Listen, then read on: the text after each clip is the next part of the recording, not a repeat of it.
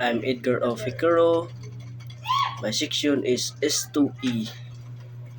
My program is Bachelor Science in Marine Transportation. The Bachelor Science of Marine in Transportation (BSMT) is a crucial degree for individuals aspiring to become professional seafarers. This program equips students with the necessary acknowledged skill and competence required for a successful maritime career.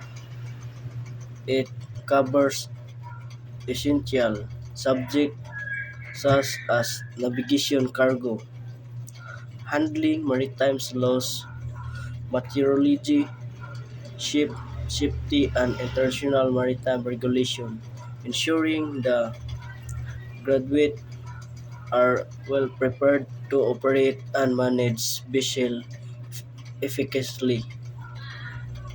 Completing this course allows students to take licensure examination, obtain certification required by the Maritime Industry Authority, Marina, and the CSTSW.